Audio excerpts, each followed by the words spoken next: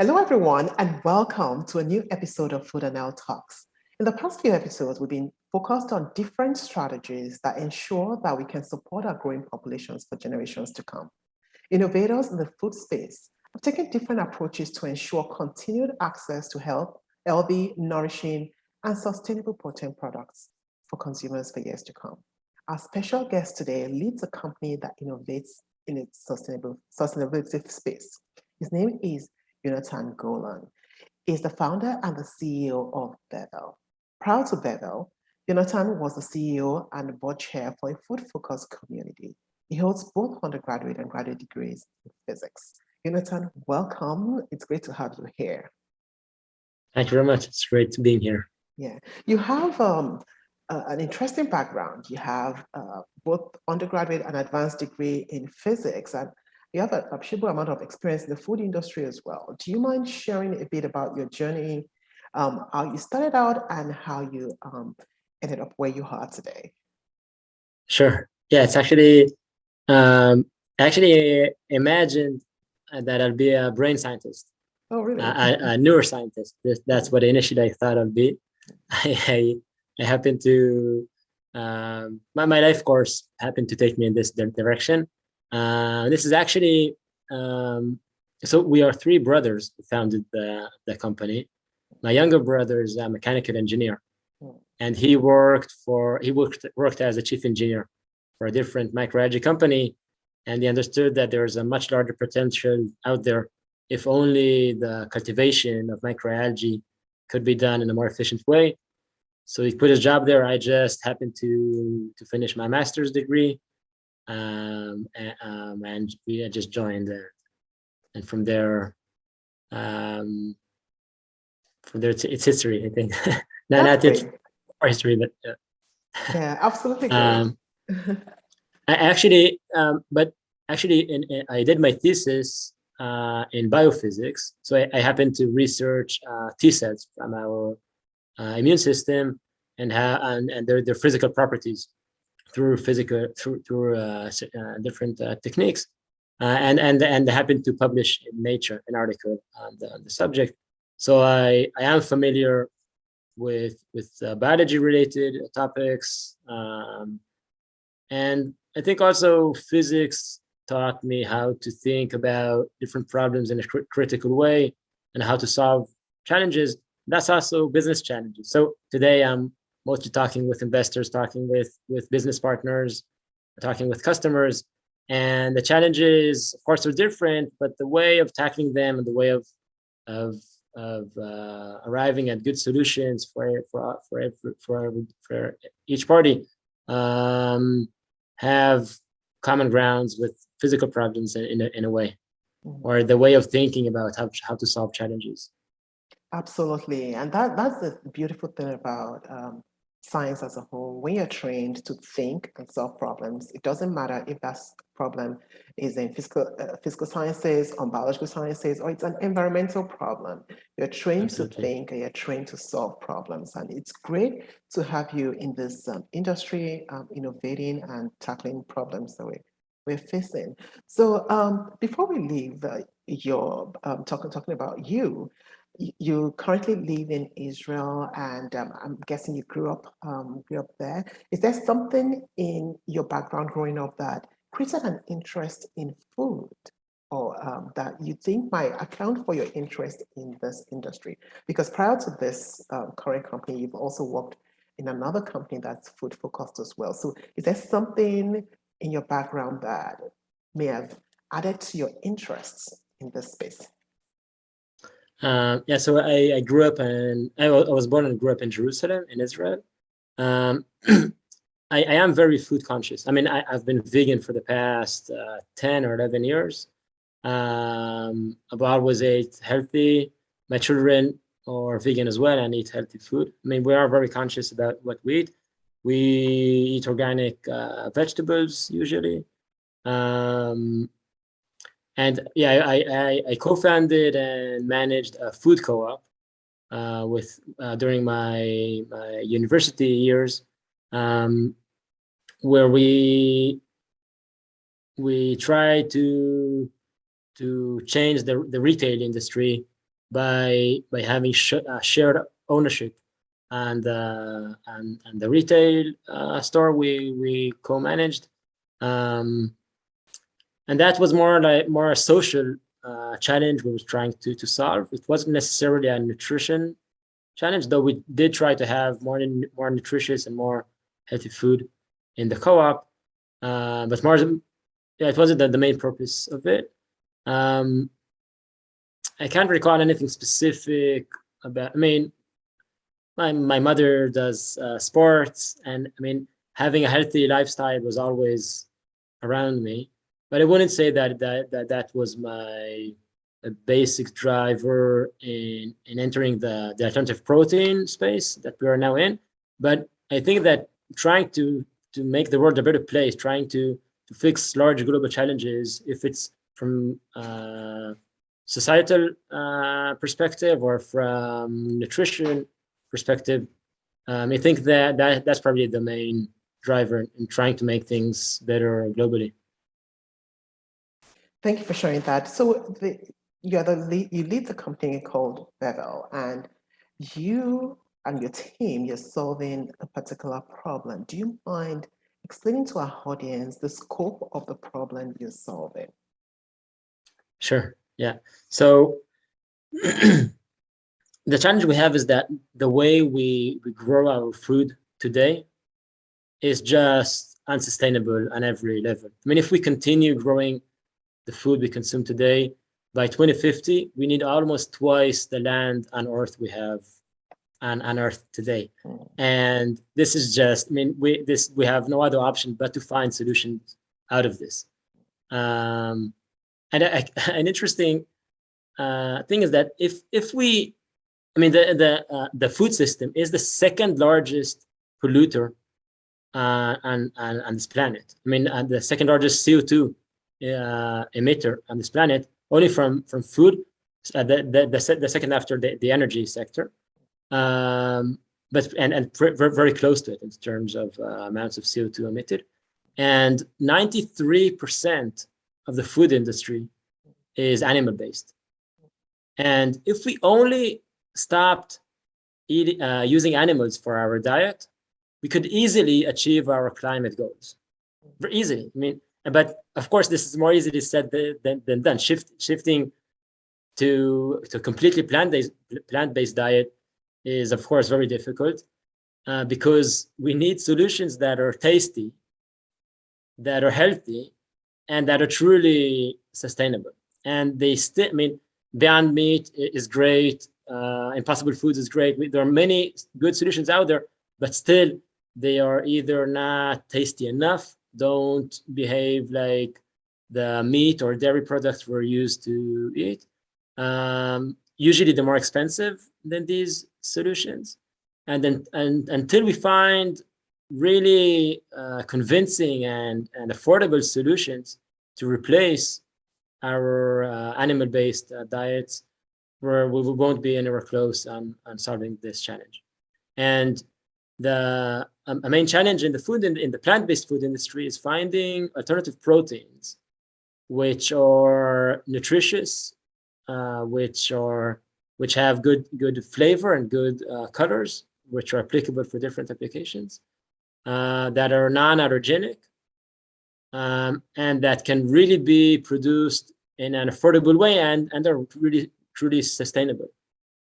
Now, for example, soy is one of the more sustainable protein sources, plant-based protein sources.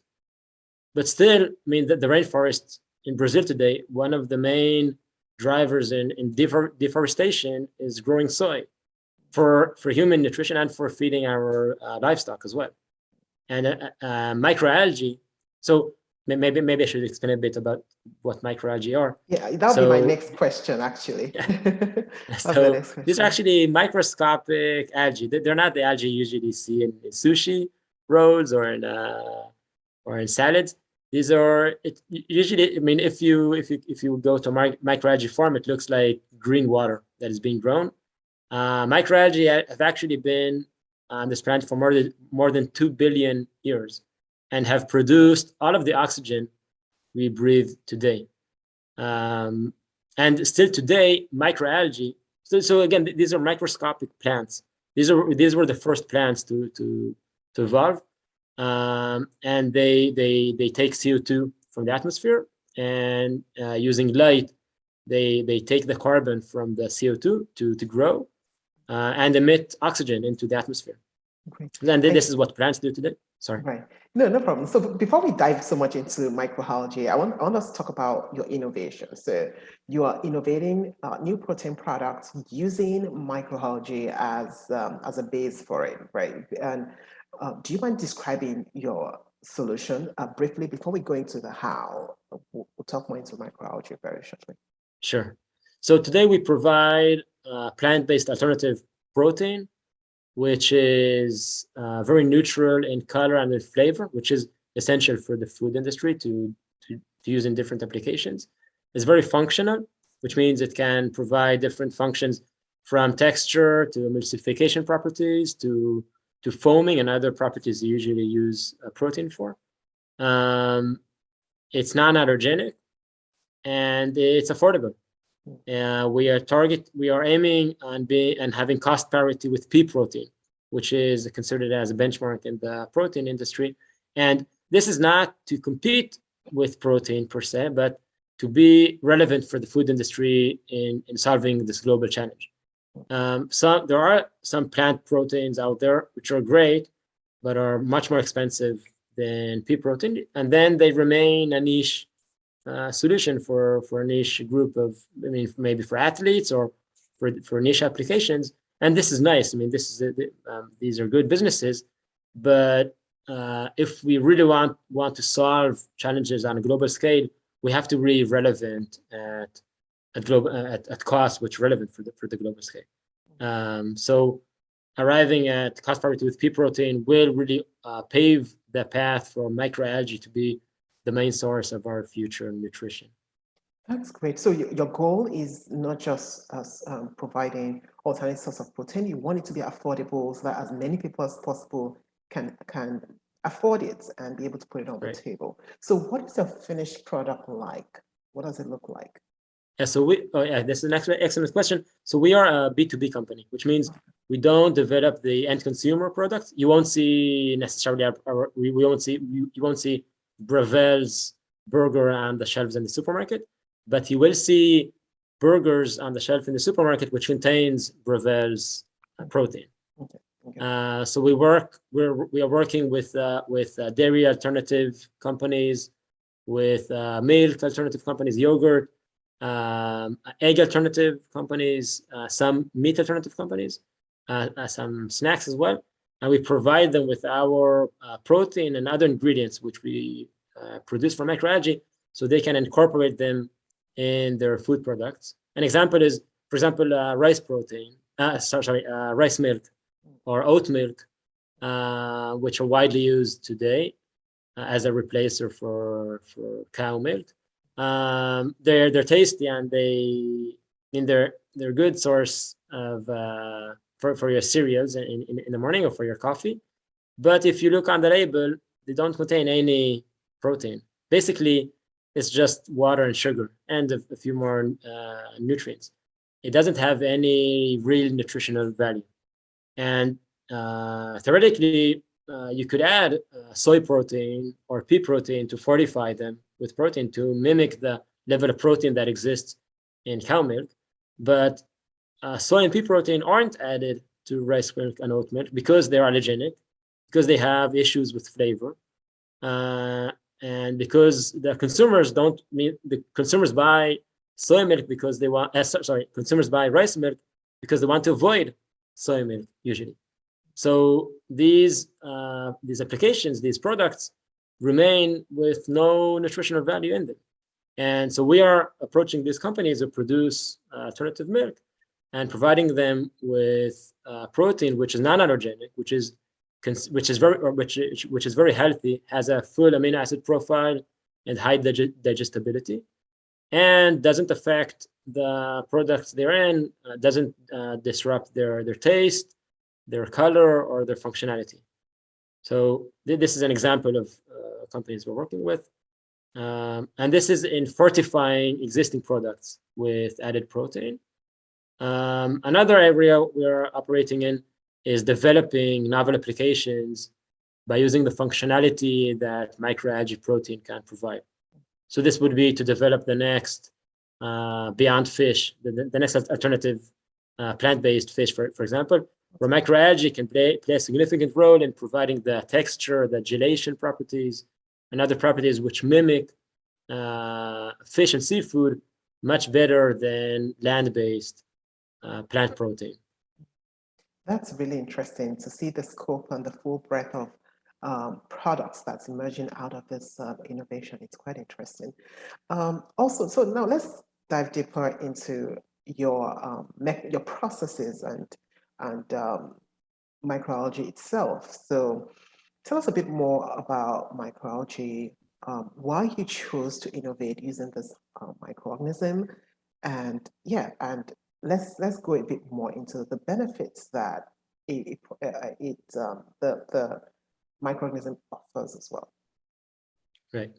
So as I said before, some microalgae are microscopic plants, if you will. They're single-celled plants, and as opposed to plants, the whole organism is just a single cell.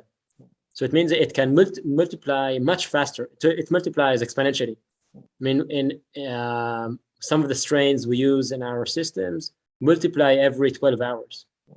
So if you have one pound of microalgae now, you can have 2 pounds, 12 hours, 4 pounds by tomorrow, and then just continues multiplying, which is, I mean, it's so much faster than any other plant out there. It's very much more similar to bacteria or yeast or viruses, which we're unfortunately well familiar with these days. Right. And think about, I mean, the time it takes to grow a soy plant is you need a full season to grow a soy plant, and almost all of the water, almost all of the energy, almost all of the labor goes into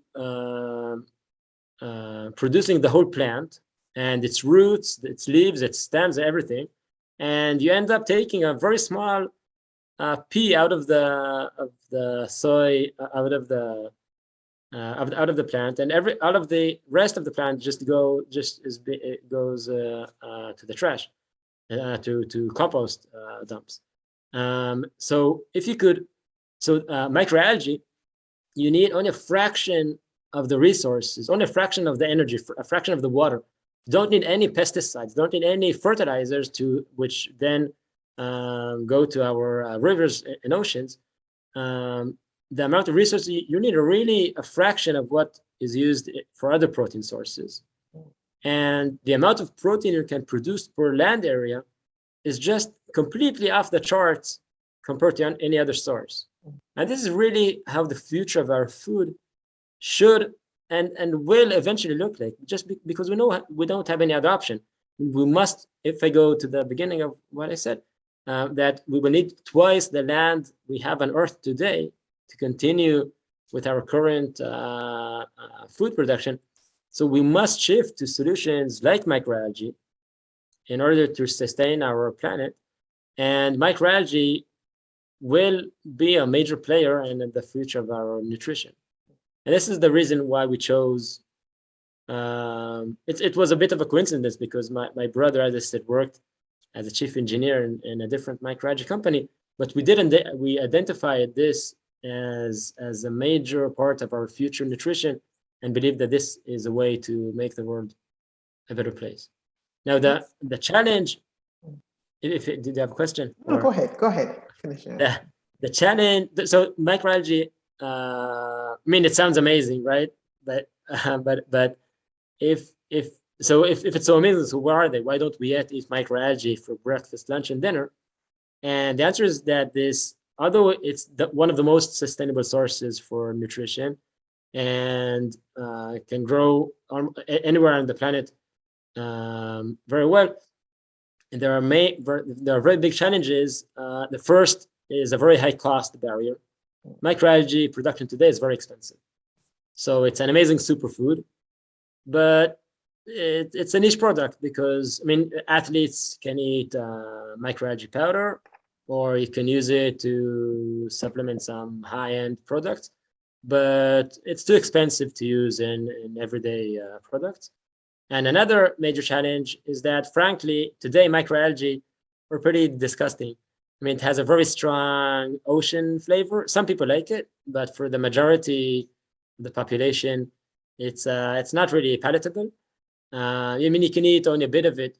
Too much it's very difficult, very challenging, and it has a very strong color, which, I mean, you don't want to drink green milk, green oat milk.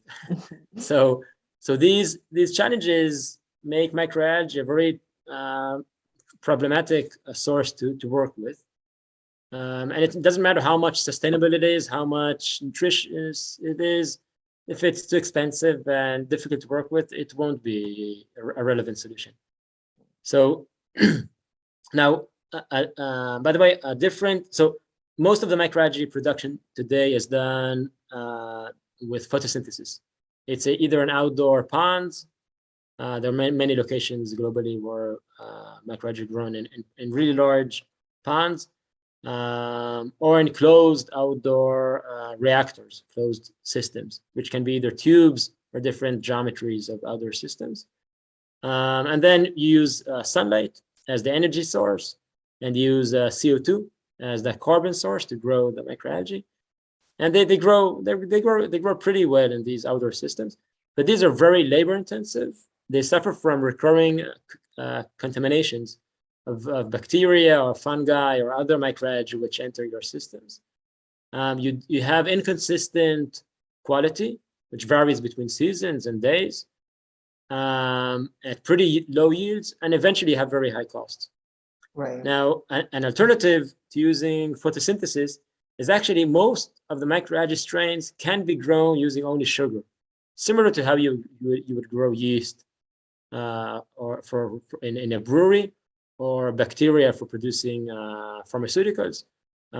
You throw the microalgae in a large vessel, and you add sugar to the process, and then they grow extremely well. They grow orders of magnitude faster at a much more controlled and cost-effective way. And then you can really arrive at food level costs. I mean, the cost can drop from several tens of dollars per kilogram per pound to only a few dollars per pound, which is relevant for the food industry. But the way this is done today is in the dark. So these are not illuminated vessels. These are dark vessels where you add sugar. And if you don't have light in the process, almost all of the ingredients, qualities, and benefits you would want to achieve from microalgae are simply lost in the process, because most of what microalgae are special for must have light to be produced. Otherwise, they go. They're unable to produce them. And what we managed to develop in Brevel is the system which, for the first time in the world, combines sugar-based fermentation with a high concentration of light. So you could think about it as, I tried to picture, I cannot show a picture here, but you can think of a very large stainless steel vessel, which has a very large amount of glass tubes inside it. And in the glass tube, we have light fixtures which illuminate the whole volume of this vessel. So the microalgae grow in the vessel, they're fully illuminated. And if you want to add sugar to the process, so the microalgae can grow as fast as yeast, you must work in a completely sterile environment. And this wasn't possible until today, because the way our system is configured, it's practically impossible to sterilize it with the existing solutions in the market.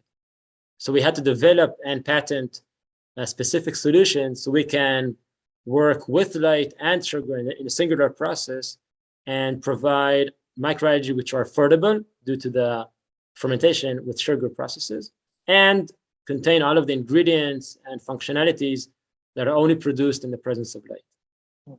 So this is the technological development which enables us to produce microalgae, which are for the first time relevant at scale for the food industry. That's really interesting and very informative as well. And you answered two of my questions together, because my next question was your process. Walk us through your process. So which is great. It's good to know more about what goes into this production and why yours is very different. So where do you source your microalgae from? I mean, the original stock. Where do you source it from?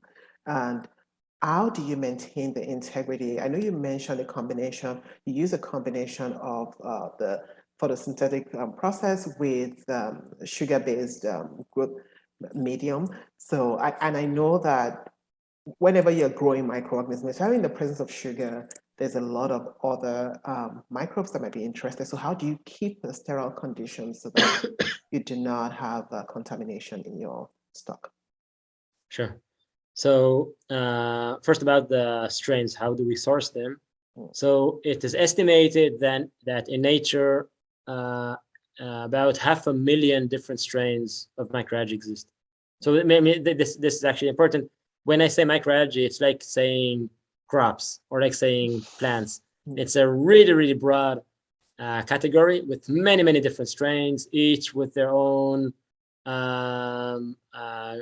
growth conditions, with different ingredients they produce, with a completely different protein profile.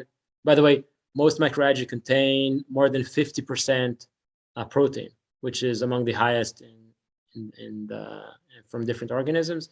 And only a fraction of these 500,000 strains are known to the scientific community, and only a handful are used commercially today. So we use strains which are already approved by the FDA or the European regulatory system to be used as food. There are several strains which are approved for food for consumption, and we're also working on achieving regulatory approval for novel strains as well, because they have a specific advantage we can use. And we microalgae, I mean, you can go today online to strain banks. There are several around the world, and buy your own microalgae strain, get it in a small vial, and start growing it in a bucket of water in your backyard. Of course, if you do that, it will pretty quickly become contaminated with other organisms that want to join into the party, especially if you use sugar in the process. And this maybe brings you to your second question. If you want to grow microalgae successfully and not have different contaminants, different organisms joining the party, so you must have a completely sterile and concealed environment. So what you have in your system is only the strain you want to be grown in your reactor, and nothing besides it. And this is, as you can imagine, is a very challenging process to do. So first, we keep all of our strains in a clean room, which is similar to what you would see in chip manufacturers or in a pharmaceutical company. So all of the air is filtered through microfilters, so we don't have almost no bacteria in the clean room. And there we work with the strains, but our reactors are really large reactors which cannot be placed in a clean room, and they actually operate in the outside environment. And so we developed specific elements in the reactors which enable completely labor-free. I mean, this is a completely automatic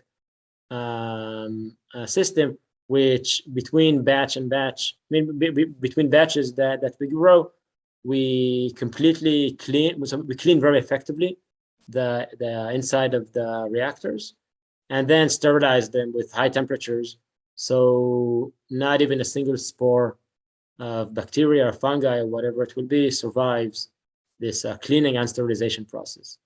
And maybe I should add here that cleaning and sterilizing reactors is nothing new. I mean, the beer industry or the pharma industry has been doing this for more than a century. But they usually do this, almost always do this in reactors which are very free of internal elements, and that have only a handful of openings. You have usually have an inlet, an outlet, and maybe 2 or 3 sensors that extend through from the outside into the interior of the reactor. And if you have only a handful of openings, so you can keep them clean and sterile throughout the process relatively easily. It's not easy, but there are techniques to do that. And you can clean the inside of the reactor with either spray balls or different techniques for cleaning them. But because we have so much light inside the reactors, this means that we have hundreds and thousands of openings through the cover of the reactor, and we have so many obstacles inside the reactor. So the existing techniques for cleaning and sterilizing simply don't work in the configuration we work in. And so we had to develop very unique valves and the unique processes to do this very effectively and repeatedly. And this has been the technological barrier of developing such systems until today. And I can see how your background in physics, your brother's background in engineering is helping out with this, innovating in a space where a lot of people are facing challenges. So some things that you will come to you easily and to your brother easily. Some people will really spend a lot of time, really brainstorming and not being able to figure it out. So that's really a huge benefit there. So I want to talk about impact, because at the bottom of it all, it's all about the impact that we are creating. And for a mission-driven company like yours, I believe you have a vision for the kind of impact you want to see in the next few years that your company is creating around us. What do you envision? What do you see? And what would you like to see? What do you hope for in the next few years as a result of what you do? Right. So we want to really open the path for a future where we can feed ourselves, sustain ourselves in a sustainable way. And we believe that microalgae is a very promising candidate for this. And I would very much like to see in 5 years from today, microalgae becoming or being well on its way and becoming one of the major sources of our nutrition, and solving challenges where other protein sources or other plant-based sources haven't been able to. Solving challenges in developing, as I said, the next beyond fish, or the next beyond shrimp, or the next beyond burger, or whatever it will be, and being able to bring to our plates solutions which are tasty, which remind us of the original things we used to eat, and that are sustainable, and of course healthy for us. And if we can really open the doors and lead the path in this way, I'll be very satisfied. Maybe an anecdote that I usually think about, and this maybe is a bit, it's not very far off, but once we colonize Mars or start living in space on shuttles, people won't eat rice or potatoes or wheat. People will eat microalgae. And this is, and I'm not saying this because I'm working with microalgae, but because nothing else makes sense. I mean, microalgae were the first organism to grow here on Earth using energy from outside of Earth. I mean, the first organisms used chemical channels and heat to grow from the core of this Earth. But microalgae were the first organisms which could use sunlight, energy from outside of Earth to thrive, and because they are the most efficient in resources, source of food, these are the things we will eat once we get off this planet. And I mean, we may eventually also eat other things. I hope we eat other things on Mars, but these other things we will grow on Mars will use microalgae as their feedstock, because this is the basic building block of our food chain. So and then I think then if microalgae or the solution for a location, for a desolate location which is very poor in resources, so of course this is the solution for sustainable nutrition on this planet. And if we can open the doors for this solution to become our reality, so this is our mission as a company. That's great. And I look forward to seeing microalgae milk in the stores one of these days. I've seen almond milk. I mean, there's so many that we've tried, and it would be great to see something like that as well. So before we wrap up this episode, I want to have two more questions for you. One is, I know you have currently worked with a strain of microalgae. Do you plan to explore other strains that may be beneficial, or do you plan to stick with just the current strain that you use? What do you think about that? Yeah, so we currently work with about 3 or 4 different strains for our food applications. Okay. We did work with some other strains for different applications, but now we put them aside to really dive deep into the food applications. And for the moment, I mean, we have today 17 employees in the company, so we can, and about half of them are biologists. We don't have today capacity to start looking for novel strains or trying things completely new. We will start with the strains we already have, which are already approved for human consumption. And once we have these established, we will continue on to other strains. I mean, there's so much to discover out there. Sure. Also discovering new strains with higher protein content, with higher oil content, and other functionalities. We will get there, but step by step. Sure, definitely. In your perspective, how can we improve our food system? And this is talking outside of sustainability now. And what do you think we can do to improve our food system generally? Just a general perspective. Yeah. So I think the major thing, and I'm of course I'm biased. I mean, I'm vegan, but from a sustainability standpoint, the best thing we can do for our food system is reduce our reliance on animals. If it's meat, dairy, eggs, as much as we can. And even if we do a meatless Monday or just eat less meat in general, that's already a significant impact. I mean, that's huge.